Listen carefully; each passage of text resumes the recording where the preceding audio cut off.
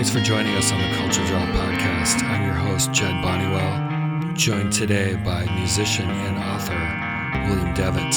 We're going to be discussing our favorite music of 2024. That includes new music released, archived box sets, concerts we saw, or older music that was new to us that we discovered for the first time in 2024, or music adjacent to 2024, late 2023, or early 2025. Musicians we discuss include Chris Butler, the Waterboys, Paul Weller, Richard Thompson, Elvis Costello, Susanna Hoffs, Keith Richards, Jenny Lewis, the Go Team, the Beatles, the Rolling Stones, Bob Dylan, Luna, U2, Slim Dunlap, and the Mekons. So enjoy the podcast. Well, okay, I don't know. How do you want to do this? Well, should we kind of just set the stage? We're going to talk about our favorite music from 2024 and just kind of what falls under that criteria. That's what we're here for, brothers and sisters. Yes, indeed. So the way, feel free to augment this, but the way I view it is, new music that came out. The first thing that came to mind was, new music that came out in 2024. But also music adjacent, like stuff that came out at the end of 2023 or that came out in the last few weeks in early 2025.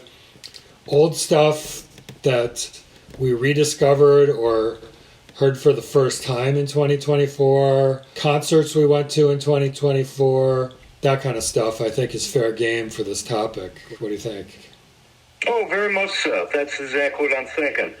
That's exactly what I'm feeling, yeah. In my case, there's not a lot of stuff that was released, I mean, brand new music that I purchased. And I don't know if you want to call me old school or just old guy, but I don't do streaming. When I like something a lot or think I'm going to like something a lot, I like to pay cash money for it. And these days, it's on compact disc. So that's kind of a disclaimer. Yeah. And so actual new records, new albums, there aren't many. There's only a couple, really. And there are a couple more from 2023 that, for me, I'm going to say are entries into this because I maybe didn't get them until the new year of 2024, and they just spent a lot of time on my turntable, except I don't have a turntable, so... Your metaphorical turntable. Yeah. Archival releases, and, remasters and like that. That would probably be, most of my actual listening. But sure.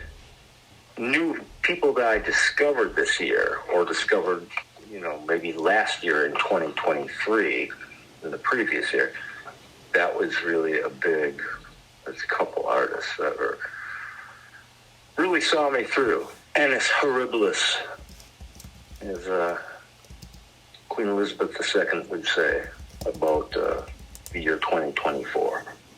Yeah. Well, okay. I don't have a list or anything. I'm just talking. What of music? What do you got for music that was actually released this year, if anything at all? New music. Yeah. Okay. New music. I think Paul Weller came out with an album called 66 this year because he is 66 years old, and he's also really influenced by the mod culture from 1966. So it was an appropriate title. I saw him live this year. The guy is more powerful than ever, and musically. And it's a really great album. One of his best pieces of solo work. Beth Gibbons, who was in Portishead. Right. She came out with a new album this year, and there's a song on her new album called Floating on a Moment that is just exquisite. I may have heard it. Because I did hear something new from her, and that may have been the song. And if it is the song, you're right. It is, utterly beautiful. Richard Thompson had that album Ship to Shore, and you and I just saw him live together, and I thought he was excellent. I'm not sure when that album came out. Do you? It came out this year. It came out in early 2024. I think February 2024. So that fits. I really like the album. I know last time you and I talked, you weren't super high on it. Have you revised your opinion at all? I have been listening to it steadily since we saw him together at the Fitzgerald Theater here in St. Paul. That would be, what was that, in November or October, I think, maybe. Late October. And I have been. In fact, I just listened to it in its entirety a couple days ago. I thought the thing is that the guy I've got pretty much everything he's ever released officially and some semi-official releases as well. He's so good and so constant with his work that I felt the first couple times I listened to that it was almost like kind of treading water. It's like, something he could do, songs he could pull off in his sleep. And there was only, I think, really 2 songs that really jumped out at me from the album. There was something about the recording, the engineering side of it, that was not that it was overly compressed, the mastering or the mix, but there was something that was kind of rubbing the wrong way. His last couple albums has been with the same band, the great Michael Jerome on bass, and I forget his bass player's name. He's got sort of a Greek-sounding name. Michael Jerome on drums. You think, yeah. And they were very, very compressed and very loud, like, all mid to low end frequencies. But they sounded like an actual band playing and being recorded live in the studio. And there's something about the new album, Ship to Shore, that seemed a little more, just from not the performance side, but from the engineering side, a little more calculated. Better sound, much more balanced sound than his last couple albums. So I have listened to it. I've been listening to it regularly, and my favorite songs are still the 2 that jumped out at me originally. Maybe is one of them, and the other is the Old Pack Mule. Yeah. It's a great album. It's, I'm a fan of Richard Thompson. The guy doesn't put out bad work. He doesn't put out mediocre work. Yeah. But having said that, with any of somebody who's you're a fan of, either a musician or a writer or, a film director or anything, sometimes they're going to have stuff that just it's obviously good, solid work. But you think, it could be better. It seems just part of their oomph, part of, what they do, and not necessarily, startling. And so that was my feeling of Richard Thompson's latest album the first few times I heard it, before seeing him live. And I should mention, that was the first time I'd seen him live. I know you have before, solo and with a band. Right. And I'm jealous of that.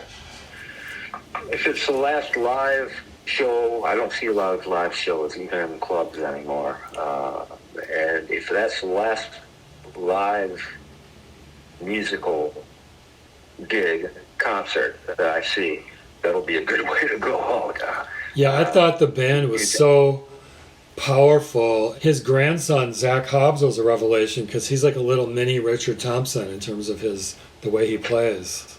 Yeah, he's great. Yeah, except he plays a telly, and I don't think I've ever heard Richard play a telly. Interesting. He tends to play Strats, and I used to play Les Pauls behind the Fairport Convention, but the sound was excellent. Yeah. At the Fitzgerald, as it always is. Michael Jerome, the drummer, was a revelation to both you and I. Yeah, I mean, I knew him just from record, but he's been Richard's drummer for most of this century. Yeah. And Michael Jerome. And so, yeah, on record. And I own, several DVDs, and I've seen a lot of stuff on YouTube. So, I've seen, Thompson live and Michael Jerome playing. So, I was hip. You knew he would be great, yeah. Yeah. And just a great guy to watch, too, Yeah. And yes, I'm a drummer, but that's not, you can't judge a band by, well, sometimes you can judge a band by the drummer. He's an eccentric drummer. He's as eccentric as Richard himself is eccentric. Yeah. Creative player. He's not just playing 4/4 beats. Well, yeah, but he just, he swings, and that's an overused term, Yeah. The accents, and he's playing very small kit, like you say, Charlie Watts, I can't judge because I had never seen Thompson live before. I can't, say, well, he was better in 2003, or he was better in 1994, or he's better in 1986, or he was better with Fairport. I can't make those judges. To me, it's odd from what I've seen on video is that there seems to be no difference in his presentation as a singer, as a guitar player. And, I wouldn't even use the term band leader because he doesn't sort of operate that way as a front man. He doesn't operate that way. He surrounds himself with uniformly great musicians. Yeah, well, much like you said about his recorded work, like you said, I've seen him several times over multiple decades, and the bar is high. He always does a great performance, and his personality is interchangeable from one decade to the next. Kind of that wry smile and super professional playing and lots of energy and consistently great live.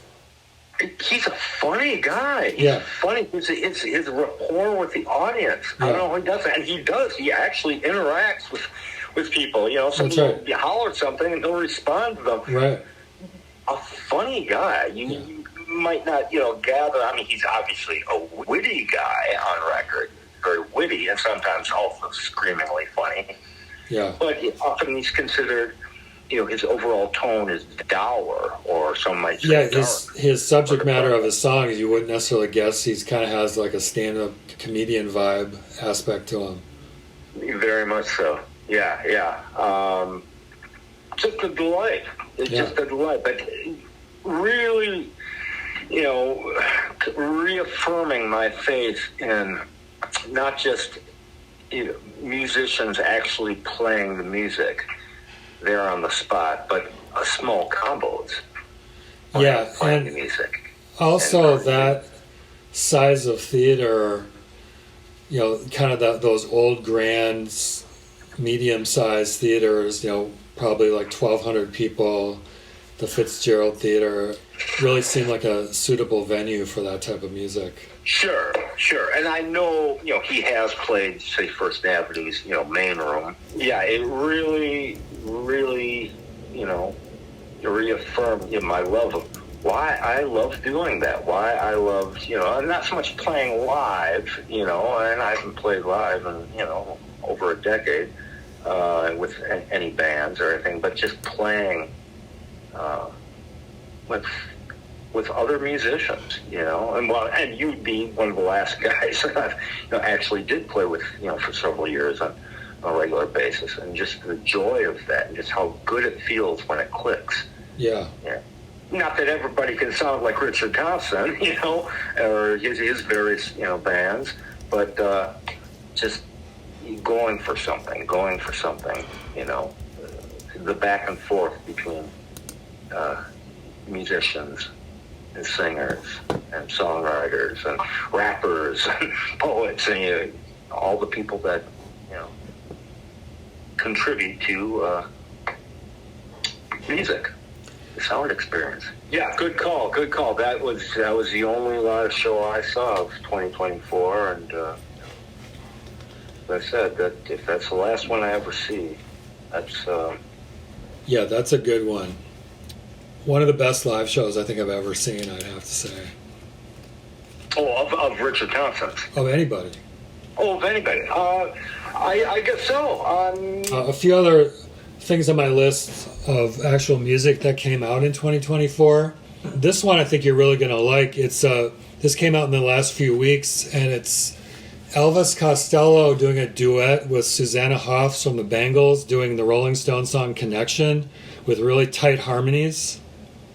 I heard about it. Yeah, I haven't watched it yet. That was up on YouTube. Yeah, I did hear about that. Was that for like a benefit album or something? Well, I looked it up. Yeah, I did. It came across recommended to me on my Spotify, so that's how I found it. And so then I went to the album it's related to, and it was just a single.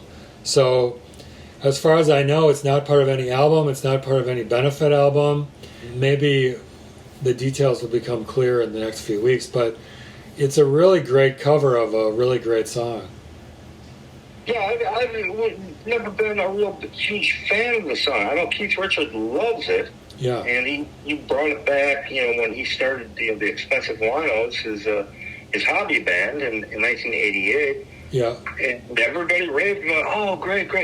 And he continued doing it with the Winos in 92 for touring for the second album.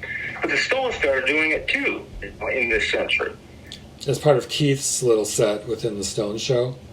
Yeah. Right. Yeah, always, every show has a little 2-song featured spot. Yeah, I like the song. I actually think the original version from Between the Buttons, the mix, I think the whole album suffers from just a bizarre mix. The levels are all over the place. Jagger's actually said this too in recent years. I was kind of the same as you. I was like, oh yeah, the song is fun, whatever. But just hearing it reinterpreted as like a male-female like harmony type of thing kind of brought it to life for me. And I was like, oh, this is actually a really cool song, kind of arranged in a different way. Yeah, I can see that. And, it's like you were talking about, Elvis Costello and Susanna Hoffs has, always been wonderful as a singer and guitar player. Well, they're both great guitar players. But, I can see that. I'll dial that up. Yeah. Speaking of singles, speaking of Keith Richards, he released, there's an album that came out this year in 2024, a tribute to Lou Reed, and a lot of people were contributed, and he contributed the Velvet Underground song "Waiting for the Man." Yeah, that was really cool. I like that version. I liked it too, and I'd always had the impression that Keith really never, thought much of Lou or the Velvets. I never really guessed. They kind of knew each other a little bit from New York City, in recent years and decades. And so I was surprised at how well it turned out. And he did it with, Steve Jordan, Expensive Winos drummer, who's now taken over the drum stool from Charlie Watts. Has a great pattern for it. And Keith's delivery and the guitars are very much like Lou's and Sterling Morrison's. He gets all the licks in. Yeah. There's a video of the recording, a black and white video of the guys in the studio recording it. I thought it was very successful. I would have thought maybe it wouldn't be so successful, or I didn't even think Keith would be interested in such a project. So I was surprised about that, and I thought it was quite propulsive and quite compelling, and even old Keith's vocals were quite sly and quite knowing. I'm sure Keith knows all about the subject matter that Lou was writing about. Right. But yeah, That's I think one of those rare, to me, rare kind of tribute songs that people do that sometimes don't work so well, or the people may be great musicians or singers, but maybe they don't have a feel for the song or the band or the arrangement. Something's doesn't quite gel. It's not the sum isn't as great as the parts. Well, I think in Keith's version of Waiting for the Man actually succeeds on, I think, pretty all fronts. Yeah. Well, let's see. What else you got? I've got on my list music that came out this year.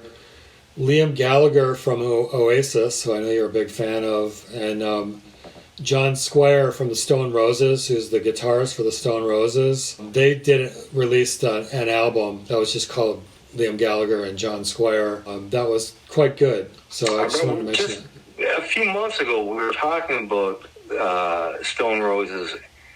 I had them confused in my mind with a band called the Stone Temple Pilots. Oh, totally different, yeah. I think they were one of those Seattle early 90s grunge bands. And so I don't know, because I've heard really good things about Stone Roses. Their first album, I think you'd really like it. It's really, really great. Liam Gallagher's got a really cool voice, and John Squire from the Stone Roses is a much more sophisticated guitar player than Liam's brother, Noel Gallagher, who plays on the Oasis. So it's kind of like a better version of... It sounds kind of like Oasis, but more musically interesting because it's with a different guitar player and songwriter. It's got a nod to psychedelia, British psychedelia from the 60s, for sure. So, well, let's see. I don't know what else you got, or you want me to throw in a couple of things? Yeah, go ahead. Throw something into the pot. Well, as far as the actual new, releases, certainly, we've already talked about Richard Thompson's Ship to Shore album, which came out in 2024. The other would be the Stones' latest, Hackney Diamonds, which actually came out in late August of 2023, but the so-called live edition, which a second disc, came out in early 2024. Yeah, Hackney Diamonds, and that's a good call. Yeah, they played a 7-song gig at a club in New York City called the Racket. Yeah. Apparently that fire code capacity was like 400. Played 7 songs, and it was the second disc on this second edition, which actually came out in 2024. And I think the band played great. Steve Jordan he's a great drummer. I've always, thought he was a great drummer even before he was playing with the Stones. So that's officially, a 2024 release. And if you don't know the album, it's a Stones album. It sounds like a Stones album. It covers all the bases except reggae. There isn't a reggae track on there. Mm-hmm. Steve Jordan's, he's great, he gets it. He gets the Stones groove. There's 2 tracks with Charlie Watts on it.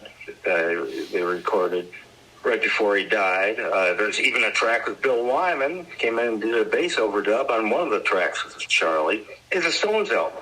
And it's like, the Stones are boring, they're old, they're irrelevant, they haven't made it a great album since, you name it. Tattoo You in 81, Some Girl 78, Eggs on Main Street in 72. Whatever, that's just talk. That's people who don't really get the vibe of the Stones. So I'm a fanboy. There you go. Do they have anything new to say? Who does? I don't look for musicians that you'd be telling me the meaning of life anymore. And Paul McCartney played on the album. Paul McCartney plays bass on a track, an overdriven fuzz bass. Yeah. He even takes a bass solo.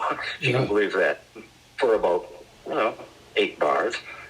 So those are really the only albums I can think of, of new music that came out. Jenny Lewis's last album came out in 2023, but I don't think I got till last year, so 2024. Yeah. Joy, Y'all, or Joy All is the name of the album. And she recorded it in Nashville with a very small combo. And unlike a lot of big names in popular music these days who claim to be doing country music or doing a crossover or experimenting with country music, Beyonce comes to mind with the Carter album, which I heard once and sounded fine to me. But Jenny Lewis's last album, yeah, kind of a similar thing. It's not really a country album, even though it's a very small combo recorded with Nashville guys. It's intimate, it's upfront, the sound is immaculate. It's a very small sounding album, small instrumentally, but with a big impact. And I think she's one of our greatest singers, vocalists working today, and one of our greatest songwriters as well on either side of the Atlantic. As far as I'm concerned right now, unless she starts to suck or something, or she's batting 1,000 in my book. So it's not my favorite Jenny Lewis album. It's a fine album, and again, it's just a small group, like 5 people in a studio. Yeah, she must be a cool person. I know she's friends with Bob Dylan and was on his Theme Time radio hour quite a bit, so she's okay in my book. Everybody loves Jenny. Everybody. I don't know why she doesn't, release more stuff. She could probably, if she wanted to. I don't know if she'd be as big as Taylor Swift, but she could have a much larger audience if she wanted. Yeah, she's got the goods. She's got the talent. She's got the goods. She's a great lyricist, great melodic and song, musical sensibilities. She's a fine instrumentalist, fine guitar player, fine keyboardist. She's just an all-around well-rounded musician. I can't think of really anybody working today, of the younger generations who has her stature. I can't think of anybody, and I'm not trying to knock people who are very, very good. She was sort of a born professional. She was born to she's a child actor and actually supported her parents when she was, 8 years old, appearing in TV commercials or, movies or whatever, or, had a troubled, chaotic, home life. So, she's sort of to the manner born. She's a born performer. Seems like a very, very level-headed, down-to-earth person. From the little I know about her, she retains an air of mystery, which I love. I don't want to know too much about her, but the proof is in the music. All her albums with Lila Kiley, her solo albums, that's the way popular music should be in my head. She's great. I can't think of anybody who really matches her. Her vocal chops, her phrasing, her eye for detail, and her writing. So that was a big album, even though it technically came out in I think late 2023. Yep. Another one that came out in late 23, which I'm also you can claim for 2024, is the Go Team's last album, which is called The Get Up Sequences Part 2. Mm-hmm. Apparently it's part of a 3-part trilogy. And the Go Team, they're a band from Brighton, England. And it's mainly one guy. It's a guy named Ian Parton.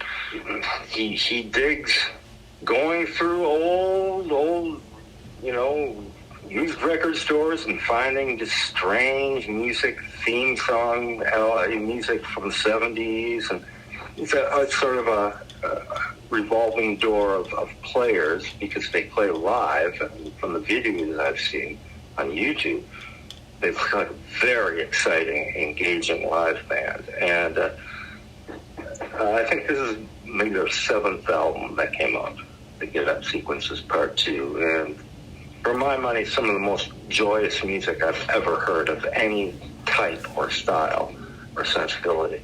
You can't, as the old soul song said, you can't sit down, and you don't want to. It's just hyper joyous and melodic, and you've got these rappers that tend to be all women, and doing what they call old school rap. Well, okay, I'm old enough to know what they mean by that, but I can't even understand a lot of the words. They tend to be from the UK, some of them from West Africa. As I say, there's different players and singers and rappers that come in and out of the project. It seems the Go Team's more a project, an ongoing project than a proper band, if you will. And it makes you feel good. It makes you feel really alive. It makes me feel like everything I wanted, everything I liked about popular music from the 20th century, starting when I was 4 years old, listening to the radio or whatever, up to the very present. And I think I will add this for a certain types of music geeks of a certain age or a certain generation. The Go Team are one of the greatest things that the Clash, one of the greatest disciples of the Clash. They're Ian Parton or his various collaborators. Both fans of the Clash or had that in mind. I'm calling it. I'm calling it and saying what the Clash wrought upon the world, not just the Western civilization, but the known world.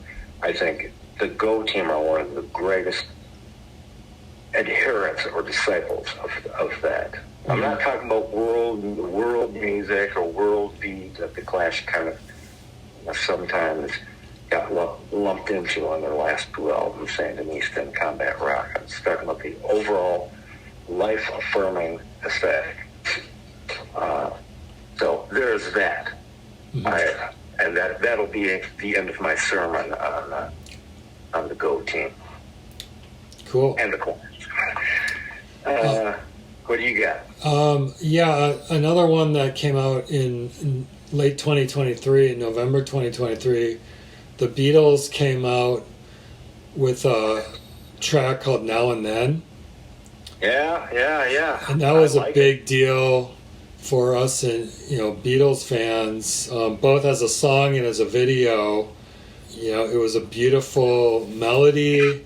It was one of the tracks. Yoko gave the Beatles 4 songs to work with in the Anthology project in the 90s, and they released Real Love and Free as a Bird, but George Harrison didn't want to proceed with Now and Then and nixed it.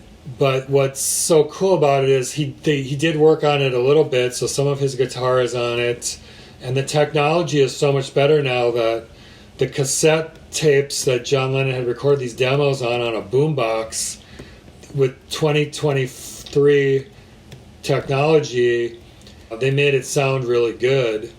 Paul put some new bass on there. Ringo plays drums. They had an orchestra overdub, and they gave the song a fake name and told them it was like for a Paul McCartney solo project, so it was totally hush-hush. Right, I saw videos and read interviews with some of the players in the orchestra. Great story. Yeah, wonderful story. And then the video, you probably know this story or saw on the video, was done by the genius Peter Jackson, who did the Lord of the Rings movies and restored the Get Back films, and he was able to put really fun footage of John and George, largely from the Hello Goodbye video, next to current Paul and Ringo and old Paul and Ringo, and had them joking around when the the orchestra was playing and really did a beautiful job on the video. So I'm going to sneak that into 2024 because it's so close, and that was such a big musical event for me. It really was. I think it's a great song, but the video is just... it's moving. Videos don't do the song justice, or they're neither here nor there, or they detract from the music, or just they don't work so well, or sometimes they're just, okay, so what? It really adds to the song. All the song, just orally, it's wonderful, but it really is a great video. It's just joyful and colorful and life-affirming, appeals to nostalgia, but also brings it into the here and now. Yeah. I just love Jackson's video. I just mentioned the Go Team. That video is kind of, that looks like what the Go Team, the band I just mentioned, sounds like. Just a kaleidoscope of whimsy, of cool, of color and flavor and possibility. It's a great track, but I think the video actually is one of the rare cases where the video actually enhances the song. I agree. Just talking about it makes me want to go watch it again. It's so good. Yeah. It's one of those rare things. Not that the song, just by itself isn't great. I think it is great. It's not just good. It's, reworked, but it actually works. The musical reworking and overdubs. Yeah. But the video complements it so well. That really was a big deal. And it felt like the Beatles, because John had to be there, and by finding this great song, with the haunting melody and cool chord changes, John and George were really part of the band. Right, and then just the mix of the song, of the track, like they're right there. Yeah. It's just like it operates as a brand new song. It's like, kids, the Beatles are alive and well and rocking in 2024. I mean, it has that feel. Yeah. That really was one of the... Did that actually come out in the calendar year of 2024? I can't remember. It came out in November 2023. 2023. Oh, close enough. Close enough for government work. Okay, yep. But for our purposes, that was a big deal. And it remains a big deal. Yeah. God bless the Fab Four. Yeah. Yeah, who would have guessed that you and I in our lifetimes could enjoy a new Beatles release like the kids did in the 60s, so that was kind of a cool thing. Right, I that's right. It came out right in the fall of 2022. That's right when the new Stones album landed. Right around the same time. I remember, we were chatting. Well, I think the internet was chatting. And saying, wow, the Beatles and the Stones in 2020, late 2023. Who would have thunk? Well, the rumor to that point, the rumor is it was actually supposed to come out like in the summer, and then the Stones dropped that album, and so that's why it didn't come out till November. Yeah, okay. We're back to that whole thing again. Let It Be versus Let It Bleed, and the Stones and the Beatles, deciding who's going to come out first and playing off each other. And of course, Paul playing on the new Stones album. You think Mick and Keith, we're chatting with Paul about this stuff? Who knows? Who knows?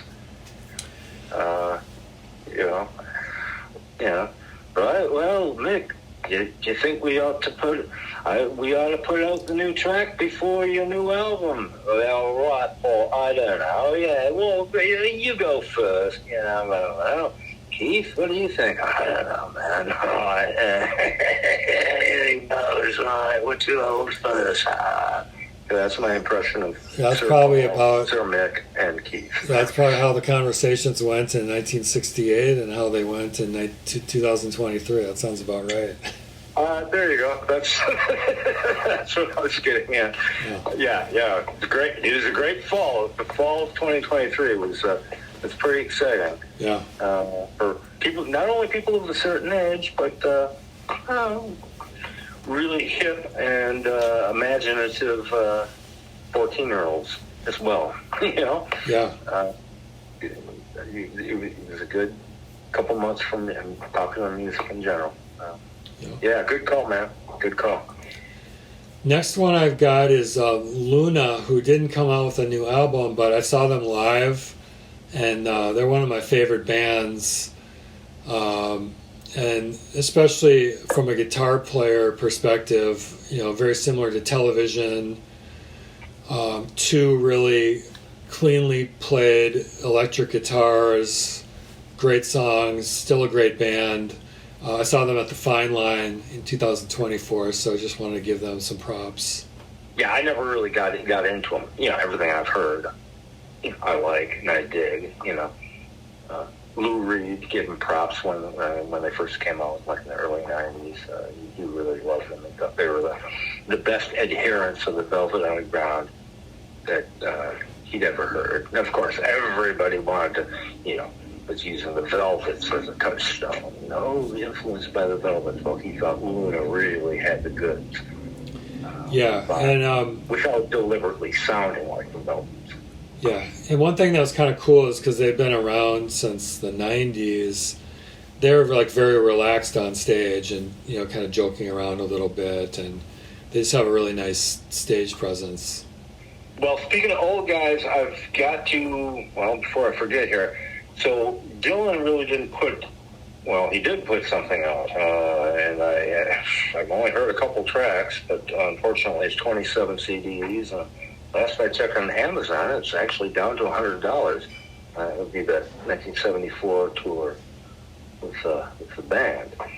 But that's not what I'm getting at. I will eventually have money for that when it comes down in price. It's still a pretty darn good price, yeah. $100 for 27 CDs. I don't know how many shows it is, 15 shows or something. But it would be his latest installment of the Bootleg series. That would be Fragments, which was the Time Out of Mind album from 1997. Mm-hmm. There's a full remix where a lot of the outboard effects that Dan Lenoir, who's the producer of the album, were eliminated, and so it's as close to a just raw studio performance of the band. I'm glad to have both, but I actually might prefer to Lenoir's original.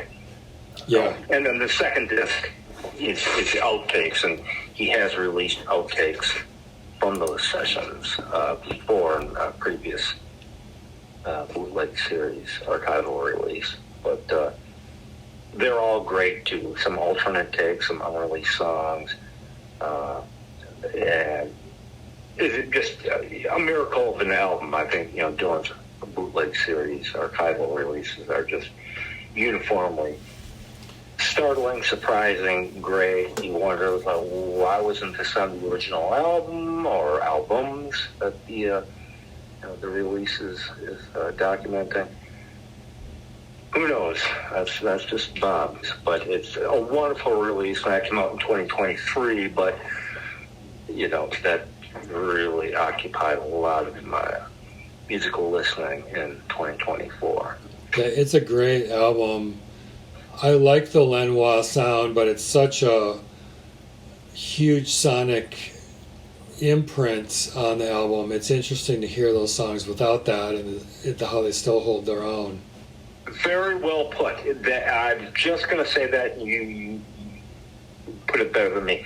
I've always loved Lenoir's production sensibilities with various artists, but it's almost can be distracting. Yeah. because it's such a huge musical, sonic personality. Yeah. And then, that was the second album he did with Lenoir. He did 1989's Right. Oh Mercy album, which was considered a big comeback for Bob at the time. And it's not, Lenoir's sonic imprint isn't quite as pronounced. Right. As Come Out of Mind. Apparently Bob didn't see eye to eye with Lenoir in both sessions, in 89 or 97, and why he even chose to work with him again for the Come Out of Mind sessions, who knows? And you can read all about it in Bob Dylan's Chronicles book. Well, I have, yeah, and it actually ends, the book ends with the Oh Mercy sessions in 1989. Yeah. Critically, acclaimed. Well, I think won, Grammy or something. Or, not that I care about Grammys, but he's considered a real, big comeback. Well, what I love about the remixed album of the album proper, from the fragments, archival releases, it actually foreshadows that. It actually sounds like what Bob would start to do when he started acting as his own producer. Right. His nom de plume would be Jack Frost, to this day.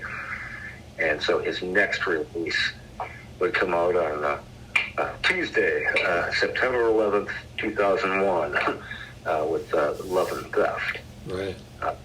Preceded by the single Things Have Changed, which is for a soundtrack for a movie.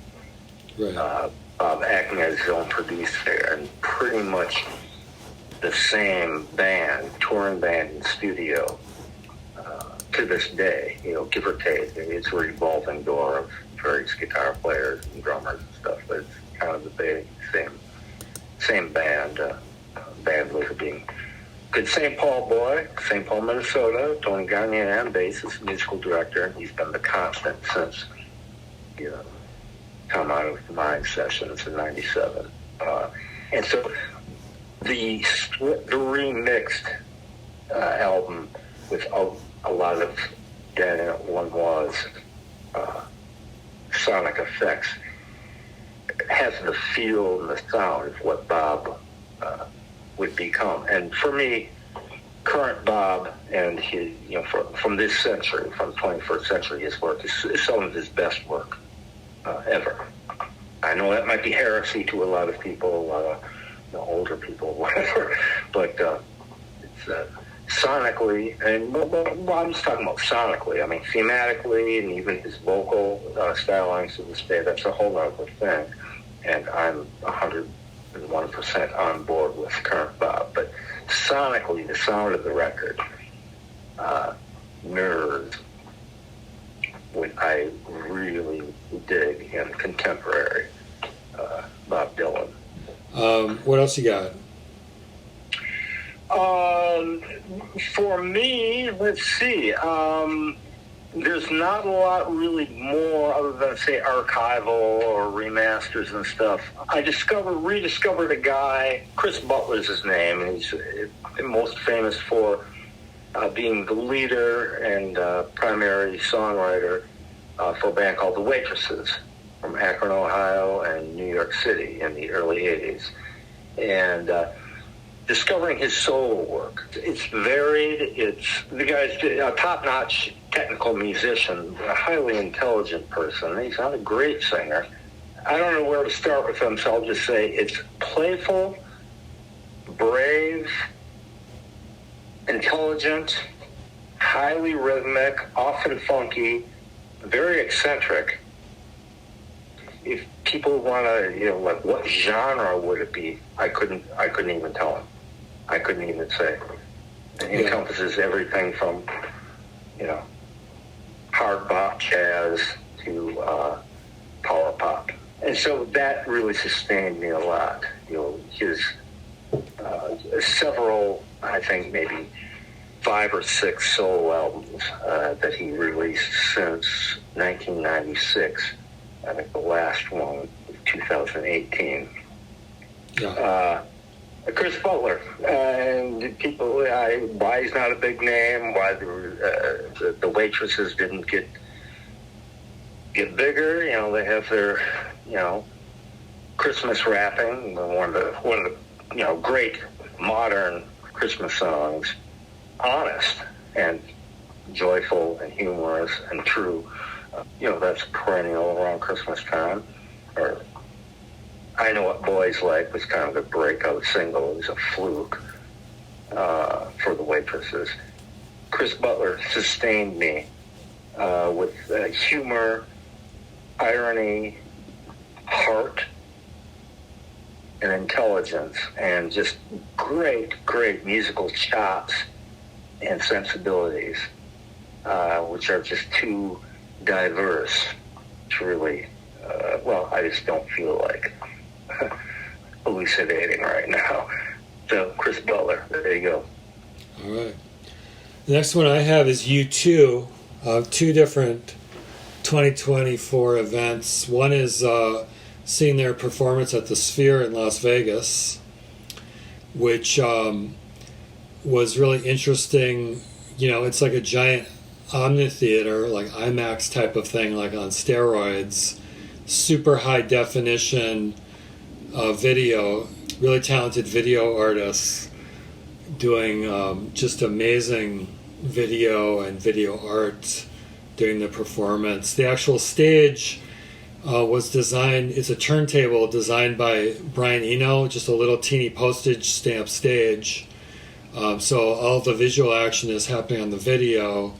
The sound was actually not as good as I was expecting. Still a powerful live band. Enjoyed the show. And then also, it's not a new album, but it was a kind of a archival re-release of How to Dismantle an Atomic Bomb with extra music that they're calling How to Reassemble an Atomic Bomb, which had Edge went back into his archives and found a bunch of songs they had worked on that they never released for the album that are actually really great songs. So you realize their working process. And I think a lot of times, they're working for maybe 30 or 40 different pieces of music that they whittle down for the final album. But there's a lot of quality stuff out there, and there's some good songs that they left off the original album that sound really good on this new re-release. Yeah, that just came out a couple months ago, didn't it? Yeah, yep. How to Reassemble an Atomic Bomb? Yep.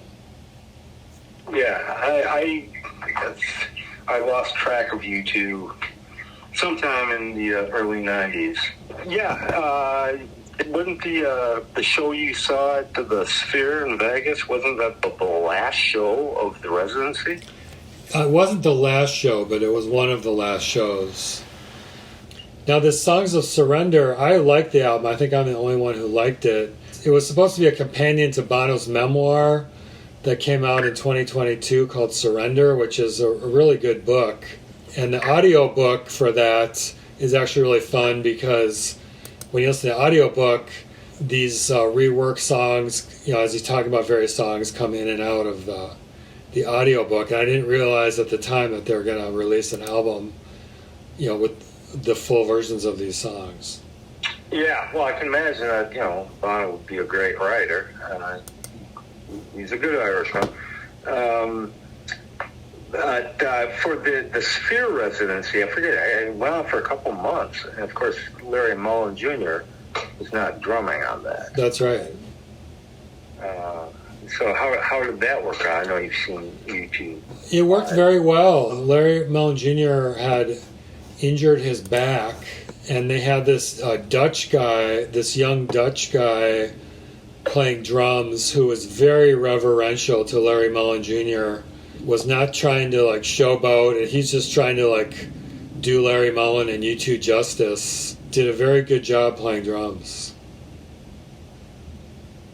Yeah, I guess Larry's still out of action, recovering.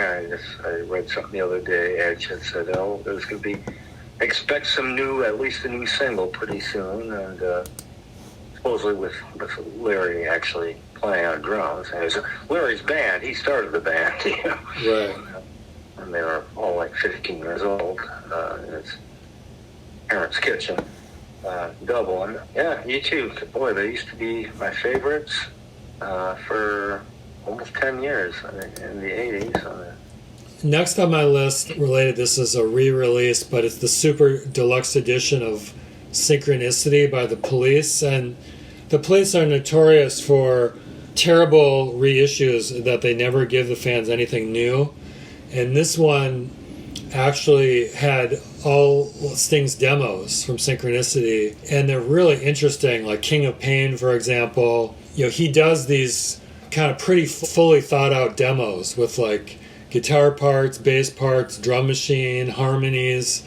But of course, you know, some of the lyrics are different, some of the phrasing is different. It doesn't have Stuart Copeland's drumming, it doesn't have Andy Summers' guitar ideas. Really fascinating to hear those demos on the super deluxe edition of Synchronicity. And Synchronicity Tour of the Police was the first concert I ever saw in my life at the Met Center in 1983.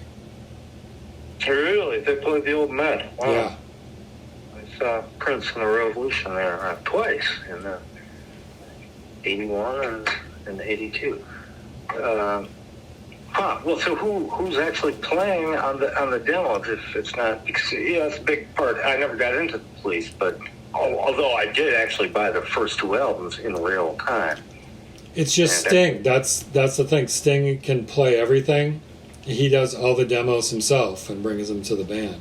Fine bass player, fine overall musician, but yeah, great songwriter. Although Synchronicity, every breath you take, that's to this day my favorite Police song. And after the second album, I kind of, that was, you know, Summers' guitar playing and Copeland's drumming. Well, Sting's bass playing too. Instrumentally but I thought was the most attractive about the band. You know, what a great instrumental group they were. So yeah, well, actually, the second album is Stuart Copeland's favorite Police album, and I probably agree with him because they came in with only a few songs written, and so they had to make stuff up based out of just jams in the studio. And you can see, like, second album. Oh yes, the difficult second album syndrome. Yeah, well, because they're such great musicians and they had such great chemistry, they capture that energy in these songs and these grooves on the second album. It is a really great album. It's Reggatta de Blanc. Oh, Reggatta de Blanc, that's right, yeah. Now, speaking of live performances, another one I saw that I wanted to mention was Nick Cave did a solo piano tour with Johnny Greenwood from Radiohead playing bass.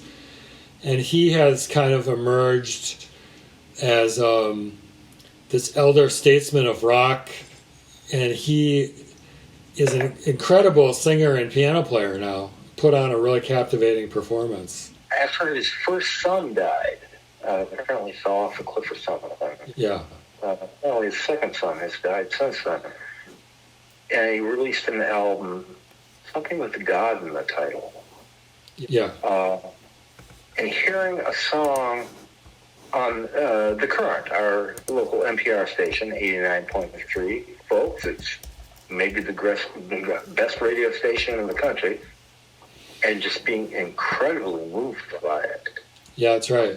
He's really evolved. He's gone through a lot of grief with the death of two sons he's got, and he's kind of come back with a lot of knowledge about, you know, dealing with grieving and, you know, how to come out the other side from that. And he's got a newsletter called the Red Hand Files where people ask him questions, and he's been doing that for several years. You can sign up for the newsletter.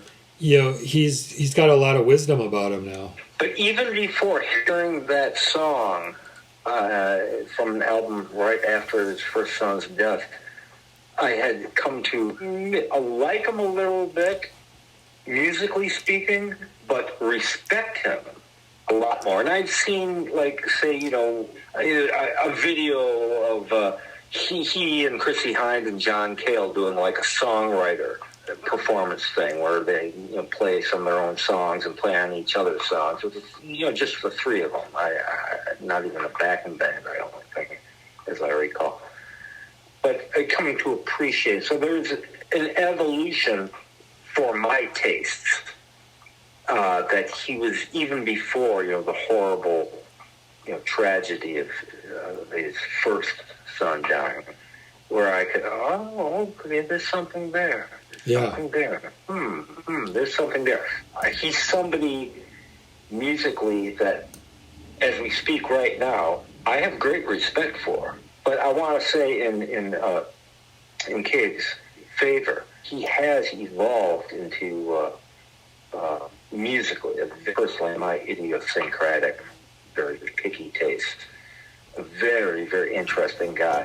He was recently interviewed by Stephen Colbert, and he was, I don't know if he's promoting an album or a movie or a book, but, he's just a very articulate adult now.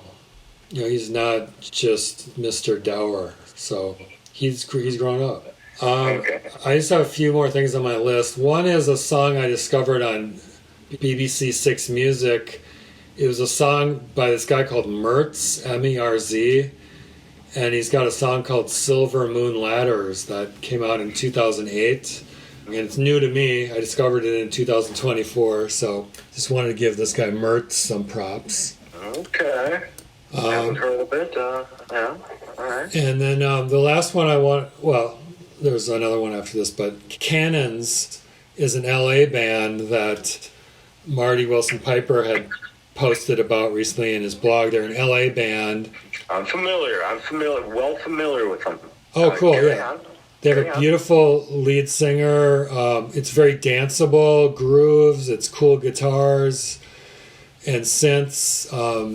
They've got 4 or 5 albums. Their last one, Heartbeat Highway, came out November 2023. I just dig it, so I wanted to put them in my list too. I'm familiar on Pandora. They'll play Cannon, so I've heard maybe close to 10 different songs from I don't know how many albums. I have looked them up. I looked them up sometime in the last year and got a bit of the biography. Here's the thing. When they're playing amidst even non-garbage music, but just what I consider mediocre music of popular today, featuring a female lead vocalist, here's the deal. I can tell within seconds, and I don't even have to look at the big TV screen in the kitchen that I work, that is Cannons. Very distinctive, identifiable sound. Yeah. Bar, just absolutely 100%. Everything I've heard by them, and I'm talking 10 songs, maybe less, several, repeated listenings, I've dug, I've liked. They do a version of Springsteen's Dancing in the Dark. Oh, nice. Have you heard this? No. I'm pretty sure it's them. Are you on your laptop right now? Yeah. Can you Google that quick? I'm pretty sure. I've heard it several times, so I'm pretty sure it's Cannons. Okay. And it's very slow and sultry. With, the big, backing rhythm that Cannons specialize in. Yeah, that's Cannons, yeah. It's very, very cool. It's a great song anyway. Yeah, it's got 4.3 million views on YouTube. They don't try and, do like, Bruce. It's an up-tempo dance song. Yeah. It's cut time. It's like half the time, half the BPMs of, the E Street Band's original. And it's really cool. It's beautiful. Nice. Cannons are very good. They're a very fine band. I don't know if those the two gals are sisters. I think it's only like 3 or 4 people in the band. Yeah, it's one woman and like 2 dudes. Oh, it's one woman. I thought it was the other way around. I thought it was 2 women and 1 dude. Okay. Yeah, it's one blonde lead singer. Yeah. But, the way she layers her vocals, it's like, I don't know, Liz Fraser from the Cocteau Twins or something, or Kate Bush. It's expertly done. Very fine. They should be I mean, no disrespect to Taylor Swift, but they should be as big as she is. Yeah. Yeah, a lot of creativity coming out of LA who are in our thoughts with the Fires. Another band I discovered in 2024 from LA is Low Moon, who I saw live, who were incredible. One song I would point people to is Water, if they want to just check out a song from Low Moon. And also on YouTube, their performance on KEXP, public radio. I think it's in Seattle. It's like a half hour. Station. Yeah, that's a great. And they have great in-studio performances. Yeah, we had like that room full of lights on the walls. They do a really beautiful performance on KEXP. And that's Low Moon? Low Moon, yeah, 2 words. L-O and then Moon. Okay. Well, if you can send me something, that would be helpful as well. And then the only final one I want to mention, and I know you have this on your list too, is Slim Dunlap, who recently passed away. I'm not sure I think that was probably December 2024. Right before Christmas, before Christmas. And which led me and a lot of other people to re-listen to his solo albums, which I'd heard bits of, but to really listen to them in their entirety, and just what a beautiful soul he was, and what a great vibe he was, and a great songwriter and guitar player and singer and member of the Replacements for a while. And just props to Slim and as Curtis A's guitar player and his whole energy in the Minneapolis music scene throughout the years. Ditto. Amen. Of course, being a huge Westerberg Replacements fan, I've been a huge Slim fan as well. And so those 2 albums, the Old New Me's first one from 1993 and his second one, Times Like This, 2000, I'm going to say, oh no, not 2000, I think it was 1997. I've listened to regularly through the years. I opened for him once at the 7th Street Entry, a band I was on, Hot Hike. And while he was working on his second album, I actually have a board mix recording of the tape. And I was a big mouth drummer, but, I sang harmony vocals and actually, would sing. My Ringo song, I'd often have my own solo song, too. And I remember, that gig doing Johnny Thunders, You Can't Put Your Arms Around a Memory. And when the song ended, saying, hey, we got the mighty Slim Dunlap coming up soon. Hey, Slim, how's that new album coming, buddy?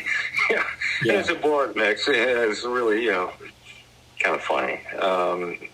But I saw him, several times, primarily at the Turf Club, a couple gigs at the Caboose, Minneapolis, with his own band. And he's just a great guy.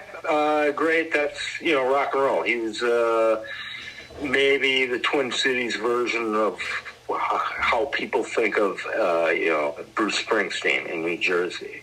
Bruce is, famous, to this day for this, popping up in clubs and jamming with various bar bands and whatnot.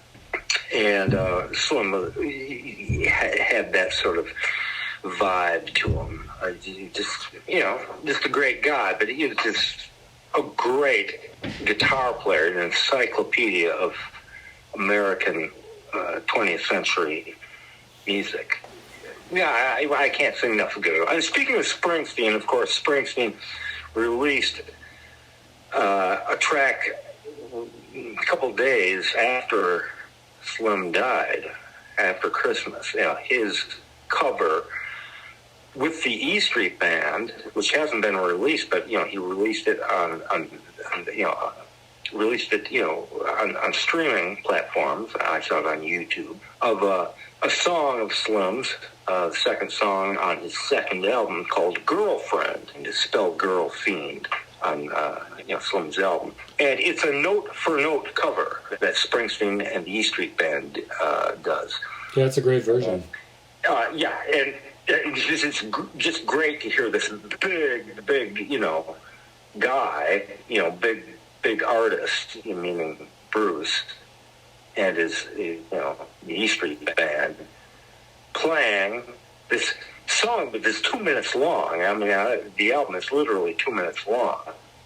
And it should have been. And I remember talking to you about this, Jed, before Slim died. I'm saying within the last year or two, since, we've been doing these podcasts, and saying Slim's song. So he wasn't the greatest singer, Yeah. He's the kind of guy that some bigwig, some big, person in the music industry should be getting a hold of his material and recording it and making some money for the Dunlap family, because Slim had obviously had this major stroke, debilitating stroke 12 years ago. He and his wife Chrissy, who used to book the 7th Street Entry, gave me some work, various bands of mine through the years. Lovely woman, to make some money for Slim. Yeah. And I remember specifically saying, somebody like Springsteen, because Bruce has actually talked up, he mentioned Slim right. in interviews, the last few years. And there it is. He actually had this. It's professional record, Bruce's version. You can tell it hasn't been mixed or anything. And I just, heard on crappy speakers on YouTube. But it's, the E Street Band playing, identifiably, Max Weiner on drums. It's a note-for-note cover. Bruce doesn't take any liberties with it. Get that.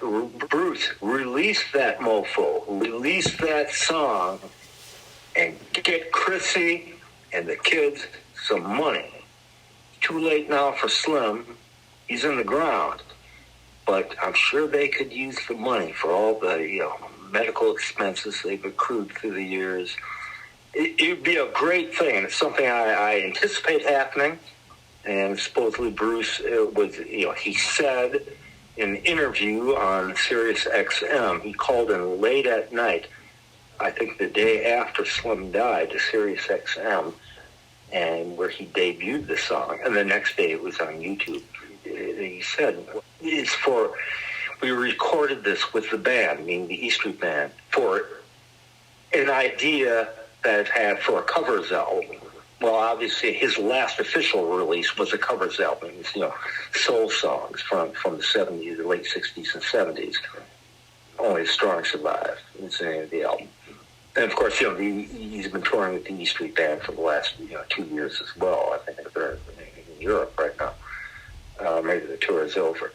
But I want to see that happen. I want to see, so Mr. Springsteen, Bruce, get the song released, get John Landau to put some pressure on the industry, whatever influence people have these days over whatever's left of the music industry. Get it on the radio. See if we can get some 16-year-olds dancing for 2 minutes to a song called Girlfriend by the mighty Slim Dunlap from, I believe it's Plainsview, Minnesota.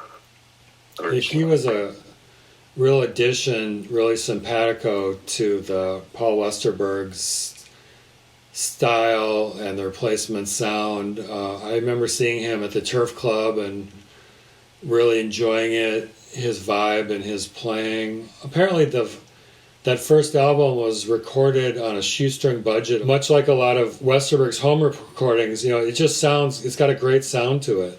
The first album actually sounds like it is, professionally done.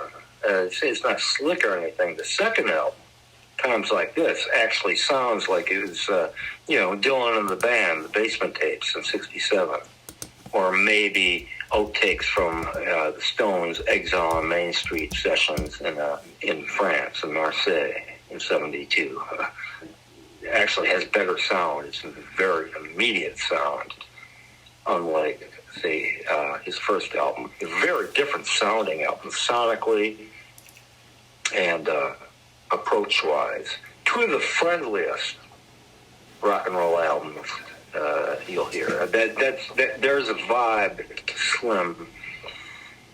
It's not sugar-coated music thematically or whatnot. It's a very friendly, welcoming vibe that he had. There's an interesting quote here from Slim. It says, Dunlap was not driven to be a band leader, once saying, I hate it personally. I'd rather just play guitar and let the other guy lose all the money.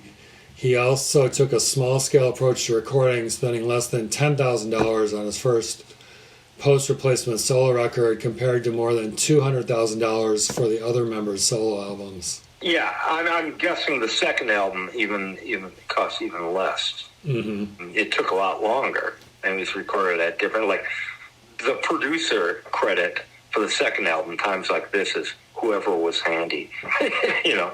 Yeah. There's guys I know, Mike Wisty from Rank Strangers, whose cousin, Jake Wisty, was the leader of the last proper gigging band I was with, Hut Hut Hike, and that's the band that I referenced, you know, opening for Slim's band at the entry in about 1996. And, you know, Westerberg, you know, plays on a song on both the albums. Jan Poling plays on a track on the first album. So that, you know, they're both just, you know, homegrown, you know, projects. Both albums were released on Medium Cool, which is Jesperson, you know, co-founded and it evolved into New West Records. And the guy should have been bigger. He probably didn't want to be bigger. I think at the time, maybe not when he suffered a stroke, but I think he was his day job, literally his day job. He was a UPS driver, delivery man. Slim? He worked for, Slim. Oh. He worked for UPS. Oh, interesting. You know, a true working class hero. Yeah. And obviously, famously, a janitor at First Avenue, you know, at the time that Bob Stinson left the Replacements, and the Replacements approached him to join the band to stand in for Bob Stinson. And Slim didn't want to do it. Well, he's Bob as well. Westberg's the one that gave him the nickname Slim for obvious reasons. He didn't want to do it at first. But even after the Replacements, after his little brush with fame, he still had to do real work for a living. Had a family, wife and family, and played. His night job was being a rock star, was being Slim, as opposed to just Bob Dunlap. I don't know if you ever got a chance to meet him or chat with him. Yeah, I chatted with him a few times, mostly at the Turf Club. And the guy would just turn on. He was just, you just ask him something about anything. And I'm not talking about asking about the Replacement, just like, what was that Hank Williams song you did? It wasn't, Jambalaya. It was the other one. It wasn't. And he'd just go. He'd just start talking. And there was a thing, and I did. He just started telling stories, but he wasn't like into himself. He was just like talking to a really nice, very witty person. Yeah. And it wasn't like he was drunk or anything. This would be like between sets or after sets. After the final set, bar closing. He just appreciated, like, in the liner notes, to his second album, on the CD. I only have the CD versions of his second album, Times Like This. The very final thing is, I want to thank, and thanks to my several fans everywhere, Yeah. And if you have, if you don't have the CD, look at the artwork. The cover is this blurry color photo of his face where he's got kind of a furrowed brow. It's like out of focus. And on the back is one of his big veiny hands that he doesn't have a thumb pick on, but you can see, over a gold top Les Paul, just a picture of his hand and the Les Paul. And the inside dust jacket of the CD is a black and white picture of Slim sitting there with this, just like laughing with this big smile on his face, just kind of hunched over, sitting on a chair with this cat between him.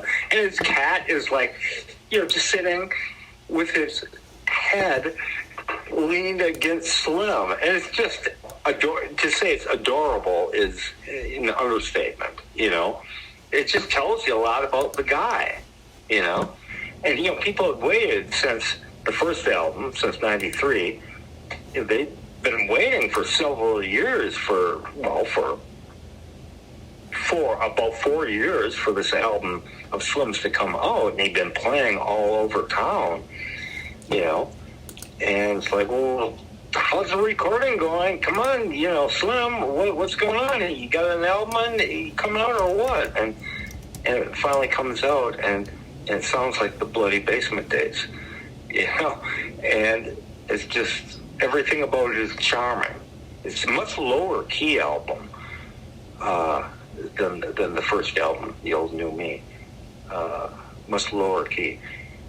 Even the rockers are lower key, but it has a sonic immediacy to it.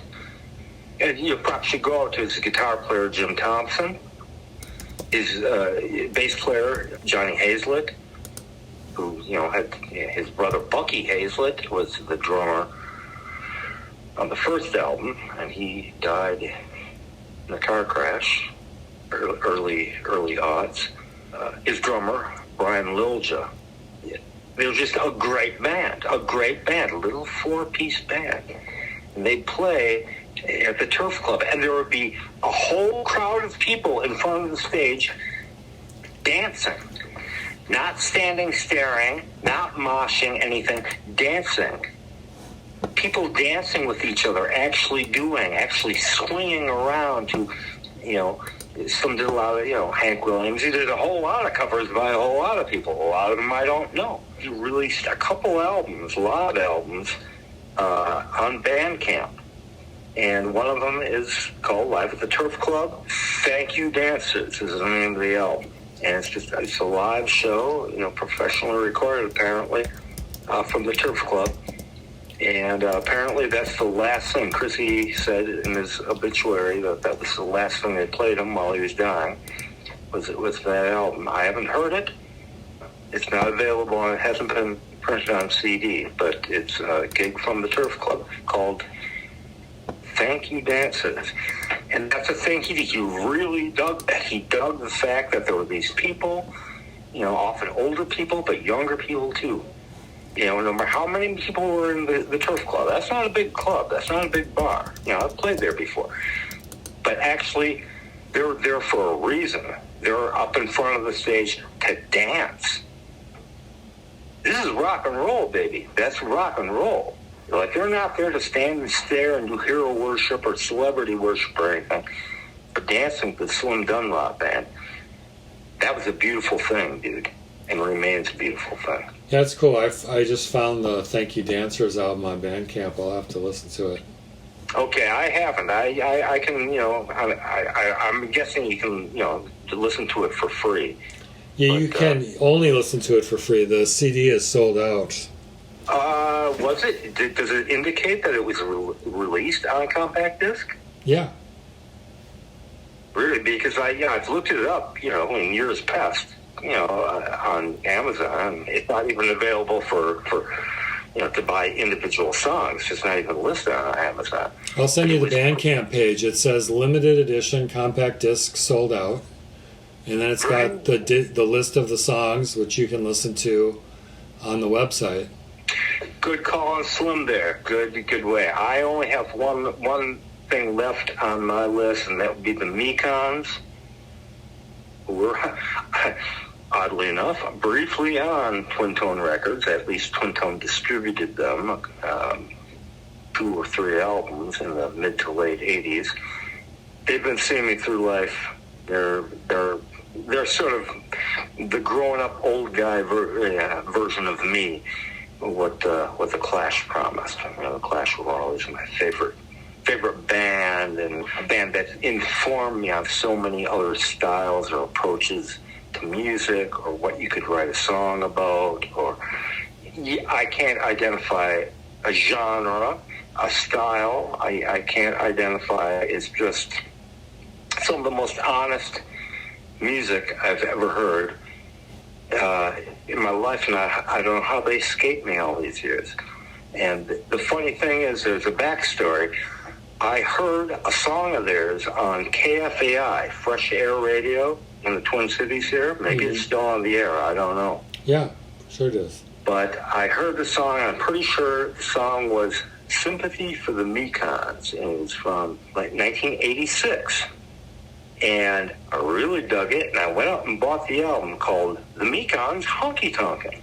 I didn't dislike it, but it just didn't grab me. I was listening to, I don't know, I was probably listening to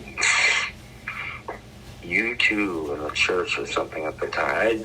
It didn't grab me, and eventually through the years I sold the album, whatever. Well, fast forward to, I checked the ticket stub not too long ago, sometime in the last year, because I collect my ticket stubs from shows and concerts.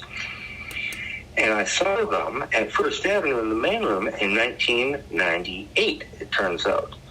And all I remember was from the show is just like joy, people hollering and dancing and yelling, and the band goofing around and chatting on stage, and just like total. I never saw the Pogues live, but what I would imagine a Pogues show might be like. It turns out that my ticket was a comp ticket. I remember going with my eldest sister, Mary. She's the one that gave it to me.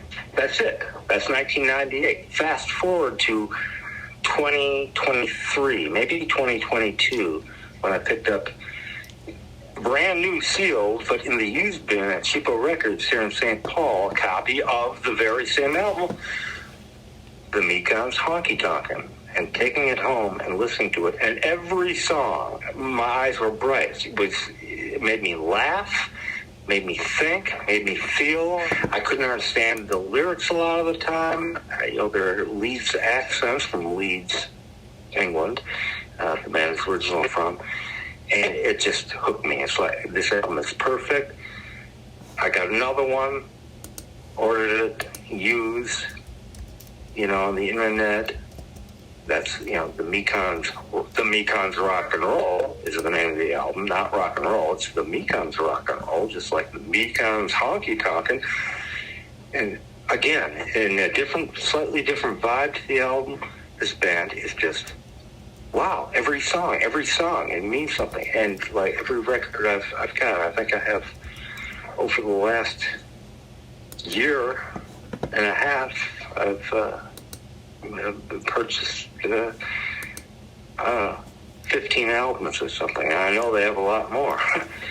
Wow, where have they been hiding? This is what I've been looking for all my adult life. And here it is in one band. I just won't say much more about that, but that's really between Chris Butler's work with the Waitresses and his solo work, and Tim Huey, and the Go Team from Brighton, England, and the Mekons.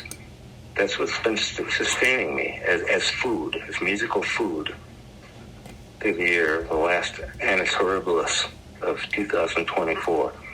That's my list. I have no other gigs to report. It's kind of a lame year for live music for me, but that's it for me. All right, well, yeah, if this was an Annus Horribilis, we came up with a lot of good music related to 2024.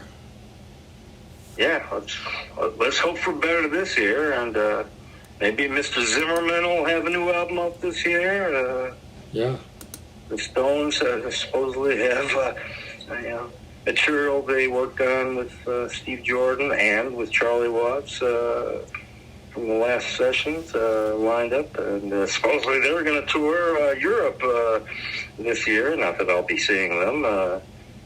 Don't see big concerts like that anymore anyway, but for old guys still doing it in a strong way, it's always heartening to see, especially if you're an old guy yourself. I'm expecting more from the Stones, because for all those years they kept saying, oh, we're going in the studio, so I would expect they've got a lot either done or close to done they could release in the future. Oh, yeah, they've all said, not just them, but Andrew Watt, who is the executive producer of, the Hackney Diamonds album, said, yeah, there's stuff. Bill Wyman even recorded, another track with them. I don't know if it was over one of Charlie's drum tracks or it's with Steve Jordan, but... Well, all right, man. That's all I got. You got anything else? You want to, have a final statement on Anna Soroblis? Yeah, as crazy as the times are, there's still great music being made now and old music to be discovered and live music, and hopefully that trend will continue in 2025. Yeah, that's one of the great things about music. It rides with you. Yeah, good convo, and we'll speak soon.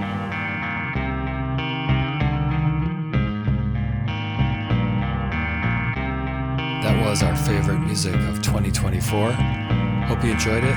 We'll catch you next time.